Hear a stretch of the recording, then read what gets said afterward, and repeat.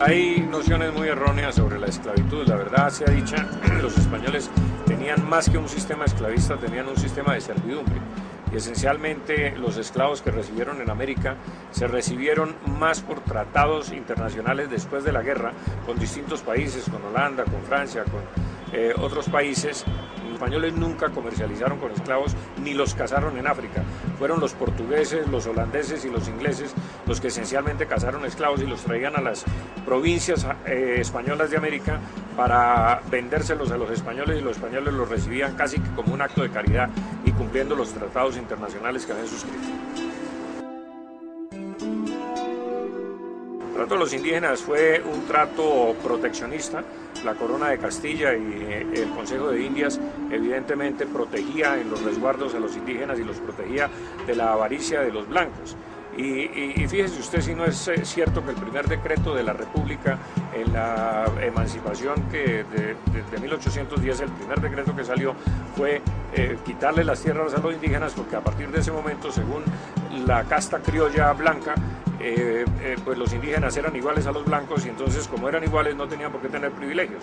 Y resulta que las tierras de los indígenas salieron a remate y la compraron los blancos, evidentemente en detrimento de las finanzas y de la protección de vida a los indios. Se empobrecieron, les entregaron las peores tierras, y desde entonces pues los indios no levantan cabeza.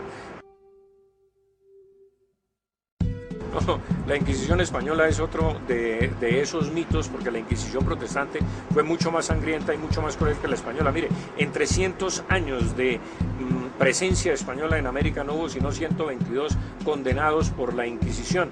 Pero déjeme decirle una cosa, a los indios, que eran paganos esencialmente, la Inquisición no los tocaba.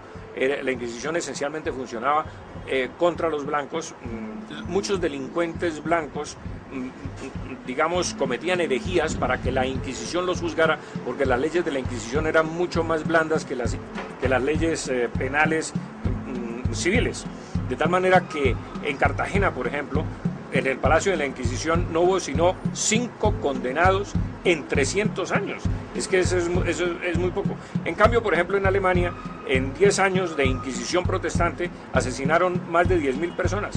O sea que si uno compara la Inquisición católica con la Inquisición protestante, pues es un paseo esencialmente la Inquisición católica. Pero tiene la mala fama por la leyenda negra que se tejió en torno a España. Y uno de los mitos que se han tejido es que a los criollos los españoles les negaban todos los altos cargos públicos. Eso es una falsedad tan grande como una catedral, porque fíjese usted que el presidente de Panamá era criollo. Los criollos ocupaban los más altos cargos públicos, y déjeme decirle una cosa, la prueba de que no había ninguna discriminación es que un colombiano fue virtual rey de España, fue presidente de la tercera regencia española, publicó la Constitución de Cádiz, sancionó la Constitución de Cádiz, don Joaquín de Mosquera y Figueroa, nacido en Popayán. Luego eso desvirtúa que hubiese cualquier discriminación contra los criollos en esa materia. Antonio Nariño lo metieron a la cárcel, no por la publicación de los derechos del hombre, porque solo se conservaron 2 ejemplares, porque él quemó 198 ejemplares y conservó 2, uno que le dio a su amigo Cabal y otro que conservó él. A él lo condenaron a 10 años de prisión por robarse los diezmos de la iglesia, que hay otras falsedades.